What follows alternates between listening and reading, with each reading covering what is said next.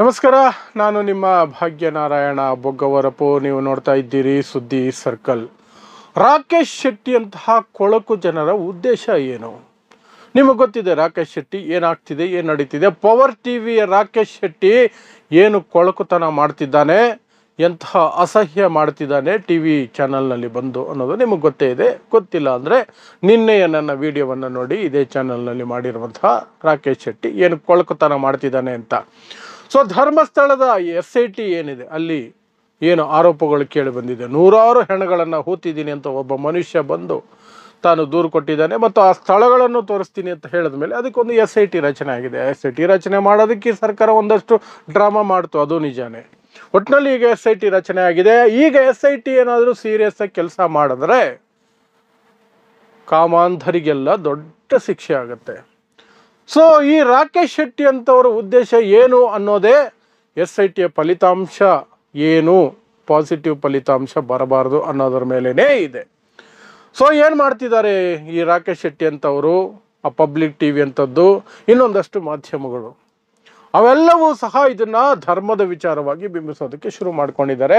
ಧರ್ಮವನ್ನು ಮುಂದೆ ಇಟ್ಟರೆ ಜನ ಸ್ವಲ್ಪ ಸೆನ್ಸಿಟಿವ್ ಆಗ್ತಾರೆ, ಅವರನ್ನು ಭಾವನಾತ್ಮಕವಾಗಿ ಉಲ್ಟಾ ಮಾಡಿ ಅವರ ಮನಸ್ಸನ್ನು ಬದಲಾಯಿಸಿ ಇದು ಧರ್ಮಸ್ಥಳದ ಮೇಲೆ, ಕ್ಷೇತ್ರದ ಮೇಲೆ ದಾಳಿ, ಅದನ್ನೇ BJP ಮಾಡ್ತಿರೋದು, ಅದನ್ನೇ ಶ್ರೀರಾಮುಲು, ಅದನ್ನೇ ಆ ರೆಡ್ಡಿ, ಜನಾರ್ದನ ರೆಡ್ಡಿ ಇವರೆಲ್ಲ ಪ್ರಯತ್ನ ಮಾಡ್ತಿರೋದು, BJP ಎಲ್ಲ ನಾಯಕರು ಪ್ರಯತ್ನ ಮಾಡ್ತಿರೋದು.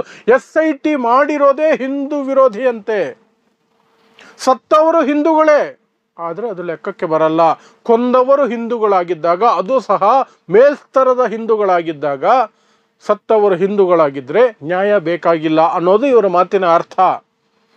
ಅವರು ಕೊಂದರೆ ಕೊಲ್ಲಿಸ್ಕೋಬೇಕು, ಅತ್ಯಾಚಾರ ಮಾಡಿದ್ರೆ ಮಾಡಿಸ್ಕೊಳ್ಬೇಕು, ಅದರ ವಿರುದ್ಧ ಪ್ರತಿಭಟಿಸೋದೇನು, ಅದರ ವಿರುದ್ಧ ಪ್ರತಿರೋಧ ಏನು, ಅದರ ವಿರುದ್ಧ ತನಿಖೆ ಏನು, ದಿಸ್ ಈಸ್ ನಾಟ್ ಅಕ್ಸೆಪ್ಟಬಲ್ ಅನ್ನೋದು ಇವರ ಸಿದ್ಧಾಂತ. ಅದೇ ಮನುಸ್ಮೃತಿಯಲ್ಲಿರುವಂತಹದ್ದು. ಮನುಸ್ಮೃತಿ ಅದನ್ನೇ ಹೇಳೋದು. ಆ ರೀತಿ ಮನಸ್ಥಿತಿಯನ್ನು ಬಿಂಬಿಸೋದಕ್ಕೆ ಈಗ SITಗೆ ಇವರ ಉದ್ದೇಶ ಏನು ಅನ್ನೋದು ನಾವು ಏನು ಹೇಳ್ತಿದ್ದೀನಿ ಅಂದರೆ, ಉದ್ದೇಶ ಸಿಂಪಲ್. ಒಂದು, SITನೇ ಬೆದರಿಸಬೇಕು, SIT ವಿರುದ್ಧ ಜನ ಇದ್ದಾರೆ ಅನ್ನೋ ರೀತಿಯಲ್ಲಿ ಇವರು ಮಾತಾಡಬೇಕು. ಅದರ ಜೊತೆಗೆ ಅದರ ಫಲಿತಾಂಶಗಳು ನ್ಯಾಯಪರವಾಗಿ ಬರಬಾರ್ದು. SITಯ ತನಿಖೆ ನ್ಯಾಯಪರವಾಗಿ ಇರಬಾರ್ದು. ನ್ಯಾಯಪರವಾಗಿದ್ದರೆ ಅವನಿದಾನಲ್ಲ, ಇವರೆಲ್ರಿಗೂ ಧಣಿ, ಅವನು ಜೈಲಿಗೆ ಹೋಗ್ಬೇಕಾಗತ್ತಲ್ಲ ಜೀವನ ಪರ್ಯಂತ, ಅವನು ಇಡೀ ಕುಟುಂಬ ಜೈಲಿಗೆ ಹೋಗ್ಬೇಕಾಗತ್ತಲ್ಲ ಜೀವನ ಪರ್ಯಂತ. ಅದು ಆಗಬಾರ್ದು ಅಂದರೆ ನ್ಯಾಯ ಸತ್ಯ ಬರಬಾರ್ದು ಹೊರಗಡೆ SITಯಲ್ಲಿ. ಸೊ ಜನರನ್ನೇ ಎತ್ತಿಕಟ್ಟಿಬಿಟ್ರೆ SIT ವಿರುದ್ಧ, SIT ಫಾರ್ಮೇಷನ್ನೇ ಆ್ಯಂಟಿ ಹಿಂದೂ ಅಂತ ಹೇಳಿಬಿಟ್ರೆ, ಹಿಂದೂ ವಿರೋಧಿ ನಡೆ ಇದು. ಹಿಂದೂಗಳನ್ನು, ಹಿಂದೂ ಧರ್ಮಕ್ಷೇತ್ರವನ್ನು ಕಳಂಕಿತ ಮಾಡೋದಕ್ಕೆ ಉದ್ದೇಶಪೂರ್ವಕವಾಗಿ SIT ಮಾಡಲಾಗಿದೆ. ಉದ್ದೇಶಪೂರ್ವಕವಾಗಿ ಪ್ರತಿಭಟನೆಗಳು ನಡೀತಾ ಇದೆ, ಉದ್ದೇಶಪೂರ್ವಕವಾಗಿ ಆರೋಪಗಳು ನಡೀತಾ ಇದೆ. ಅಂತಹದ್ದು ಏನೂ ನಡೆದಿಲ್ಲ, ಅಲ್ಲಿ ಏನೂ ನಡೆದಿಲ್ಲ. ಇದೆಲ್ಲ ದುರುದ್ದೇಶ, ಷಡ್ಯಂತ್ರದ ಭಾಗ, ಹಿಂದೂ ಧರ್ಮದ ವಿರುದ್ಧದ ಷಡ್ಯಂತ್ರದ ಭಾಗ ಅಂತ ಜನರ ಮನಸ್ಸಿನಲ್ಲಿ ಕೂರಿಸ್ಬೇಕೀಗ. ಅವರಿಗೆ ಜನರ ಮನಸ್ಸಲ್ಲಿ ಕೂರಿಸೋದಕ್ಕೆ ಈ ದೊಡ್ಡ ಪ್ರಯತ್ನವನ್ನು ಮಾಡ್ತಿದ್ದಾರೆ. ಆದರೆ ಈ ಮೂರ್ಖರಿಗೆ, ಅಯೋಗ್ಯರಿಗೆ, ಆ ರಾಕೇಶ್ ಶೆಟ್ಟಿ ಅಂತಹ ಹೊಲ್ಕಟ್ಟಿಗೆ ಅದು ಅರ್ಥ ಆಗ್ತಿಲ್ಲ. ಏನು ಅರ್ಥ ಆಗ್ತಿಲ್ಲ ಅಂದರೆ, ಜನರ ಮನಸ್ಸಿನಲ್ಲಿ ಆಗಲೇ ಸತ್ಯ ಕೂತಿದೆ. ಎಲ್ಲರಿಗೂ ಗೊತ್ತಿದೆ ಇದು ದೇವಸ್ಥಾನಕ್ಕೆ ಸಂಬಂಧಪಟ್ಟಂತಹ ವಿಚಾರವಲ್ಲ. ಆ ಸ್ಥಳದಲ್ಲಿ, ಆ ಸ್ಥಳವನ್ನು ಹತೋಟಿಯಲ್ಲಿ ಇಟ್ಕೊಂಡಿರೋರು, ಆ ಸ್ಥಳದಲ್ಲಿ ಮಾಡ್ತಿರುವಂತಹ ಅನಾಚಾರಗಳು, ವ್ಯಭಿಚಾರಗಳು, ಅತ್ಯಾಚಾರಗಳು, ಕೊಲೆಗಳು, ದೌರ್ಜನ್ಯಗಳು, ಅದರ ವಿರುದ್ಧದ ಧ್ವನಿ ಮತ್ತು ತನಿಖೆಯೂ ಸಹ ಅದರ ವಿರುದ್ಧನೇ ಆಗ್ತಿರೋದು. ಸತ್ತವರಿಗೆ ನ್ಯಾಯ ಸಿಗಬೇಕು, ಸೌಜನ್ಯ ಅಂತವ್ರಿಗೆ ನ್ಯಾಯ ಸಿಗಬೇಕು, ಅನನ್ಯ ಭಟ್ ಅಂತವರಿಗೆ ನ್ಯಾಯ ಸಿಗಬೇಕು. ಇನ್ನೂ ಸಾಕಷ್ಟು ಹೆಣ್ಣುಮಕ್ಕಳು ಸತ್ತು ಹೋಗಿದ್ದಾರೆ, ಸಾಕಷ್ಟು ಹೆಣ್ಣುಮಕ್ಕಳು ಹೂತು ಹಾಕಿದ್ದೀನಿ ಅಂತ ಒಬ್ಬ ಹೇಳ್ತಿದ್ದಾನೆ. ಅವರೆಲ್ಲರಿಗೂ ನ್ಯಾಯ ಸಿಗಬೇಕು. ಆ ನ್ಯಾಯದ ಪರವಾಗಿ SIT ಕೆಲಸ ಮಾಡುತ್ತೆ ಅನ್ನುವ ಉದ್ದೇಶಕ್ಕಾಗಿಯೇ ಅದನ್ನು ನೇಮಿಸಲಾಗಿದೆ ಅಂತ ಜನರ ಮನಸ್ಸಲ್ಲಿ ಕೂತಿದೆ. ಆದರೆ ಅದನ್ನು ರೀಪ್ಲೇಸ್ ಮಾಡಬೇಕು, ಹಾಗಲ್ಲ, ಇದು ಧರ್ಮ ವಿರೋಧಿ ನಡೆ ಅಂತ ತೋರಿಸ್ಕೊಡ್ಬೇಕು ಅಂತ ಈ ರಾಕೇಶ್ ಶೆಟ್ಟಿ ಅಂತಹ ಹಲ್ಕಟ್ಟುಗಳು ಪ್ರಯತ್ನ ಮಾಡ್ತಿದ್ದಾರೆ.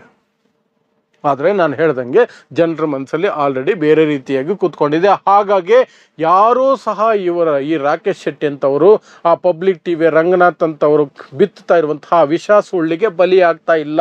ಈ ಪ್ರಕರಣವೇ ವಿಶೇಷ. ಯೂಶುವಲ್ ಆಗಿ ಇವರ ವಿಷಕ್ಕೆ, ಇವರ ಸುಳ್ಳುಗಳಿಗೆ ಬಲಿಯಾಗೋರೇ ಹೆಚ್ಚು. ಆದರೆ ಈ ಪ್ರಕರಣದಲ್ಲಿ ಜನ ಬಲಿಯಾಗ್ತಿಲ್ಲ, ಎಚ್ಚೆತ್ಕೊಂಡಿದ್ದಾರೆ, ಜಾಗೃತರಾಗಿದ್ದಾರೆ, ಪ್ರಶ್ನೆ ಮಾಡ್ತಿದ್ದಾರೆ. ಆ ಕ್ಷೇತ್ರದ ಭಕ್ತರೇ ಪ್ರಶ್ನೆ ಮಾಡ್ತಿದ್ದಾರೆ, ಯಾಕಾಗಬಾರ್ದು ತನಿಖೆ ಮಾಡೋದ್ರಿಂದ ಏನು ತಪ್ಪು, ಅಲ್ಲಾಗಿರುವ ಪ್ರತಿಯೊಂದು ಕೃತ್ಯಕ್ಕೂ ಶಿಕ್ಷೆ ಆಗಲಿ, ಯಾವನ್ ಮಾಡಿದ್ರೂ ಶಿಕ್ಷೆ ಆಗಲಿ ಅನ್ನುವಂತಹ ಮಾತುಗಳು ಕೇಳಿ ಬರ್ತಾ ಇದೆ. ಮೊದಲ ಬಾರಿಗೆ ಈ ದೇಶದಲ್ಲಿ ನಾನು ನೋಡ್ತಾ ಇರುವಂತಹದ್ದು ಇಂತಹದ್ದೊಂದು ಪರಿವರ್ತನೆ ರೀತಿಯಾಗಿ ನಡೀತಾ ಇರುವಂತಹದ್ದು. ಮಾಧ್ಯಮಗಳು ಸುಳ್ಳು ಬಿತ್ತಿಯೂ ಸಹ ಅದು ಧರ್ಮವನ್ನು ಮುಂದಿಟ್ಕೊಂಡು ಜನ ಅದರ ವಿರುದ್ಧ ಭಾವನೆಯಲ್ಲಿ ನಿಂತಿರುವಂತಹದ್ದು. ಧರ್ಮವನ್ನು ಮುಂದಿಟ್ಕೊಂಡು ರಾಜಕೀಯ ಪಕ್ಷಗಳು, ಮಾಧ್ಯಮಗಳು ಮಾಡಿರೋದೆಲ್ಲ ಸಫಲ ಆಗ್ತಲೇ ಬರ್ತಿದೆ. ಹಾಗಾಗಿ ನಮ್ಮ ದೇಶ ಇವತ್ತು ಫ್ಯಾಸಿಸ್ಟ್ಗಳ ಕೈಗೆ ಹೋಗ್ತಿರುವಂತಹದ್ದು. ಆದರೆ ಇದೇ ಮೊದಲ ಪ್ರಕರಣ ಇತ್ತೀಚಿನ ವರ್ಷಗಳಲ್ಲಿ. ಮಾಧ್ಯಮಗಳ ಶತಪ್ರಯತ್ನದ ನಡುವೆಯೂ ಸರ್ಕಾರಗಳು, ಎಲ್ಲ ಸರ್ಕಾರಗಳು ಅವರ ಪ್ರಯತ್ನದ ನಡುವೆಯೂ ಜನರ ಭಾವನೆ ಒಂದೇ ಕಡೆ ಇದೆ, ನ್ಯಾಯ ಸಿಗಬೇಕು ಅಂತ. ಸೊ ಈ ರಾಕೇಶ್ ಶೆಟ್ಟಿ ಅಂತವರು ಏನೇ ಕೊಳಕು ಪ್ರಯತ್ನಗಳನ್ನು ಮಾಡಿದ್ರು, ಕೊಚ್ಚೆಯಲ್ಲಿ ಉರುಳಾಡಿದ್ರು ಸಹ ಅವರು ಕೊಚ್ಚೆಯಲ್ಲೇ ಇರ್ತಾರೆ.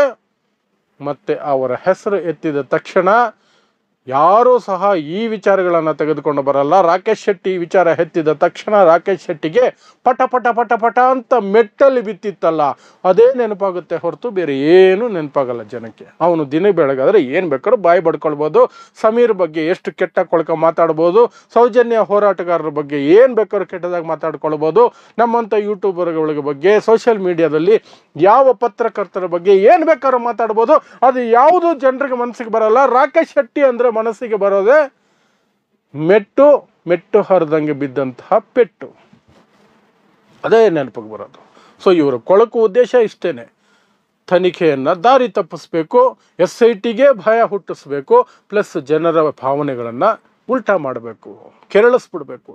ಇದು ಧರ್ಮದ ಮೇಲಿನ ದಾಳಿ ಅಂತ ಆ ಪ್ರಯತ್ನವನ್ನು, ಆ ಕೊಳಕು ಪ್ರಯತ್ನ ಮಾಡ್ತಿದ್ದಾರೆ. ಆದರೆ ಇವರನ್ನು ಆಡಿಸ್ತಿರುವ ಆ ಕಾಮಾಂಧನ ತಂಡ ಎಲ್ಲರೂ ಸಹ ಅನುಭವಿಸ್ತಾರೆ. ನ್ಯಾಯ ಸಿಗುತ್ತೆ, ಶಿಕ್ಷೆ ಆಗೇ ಆಗುತ್ತೆ.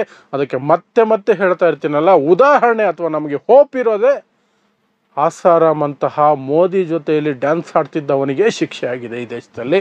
ಇಂಥವ್ರು ತಪ್ಪಿಸ್ಕೊಳ್ಳೋದಕ್ಕೆ ಅಷ್ಟು ಸುಲಭ ಅಲ್ಲ, ಯಾವುದೋ ಒಂದು ರೀತಿಯಲ್ಲಿ ಶಿಕ್ಷೆ ಆಗತ್ತೆ ಅನ್ನುವ ನಂಬಿಕೆ ನಮಗಿದೆ. ನೀವು ಇಟ್ಕೊಳ್ಳಿ, ಎಲ್ಲರೂ ಇಟ್ಕೊಳ್ಳೋಣ.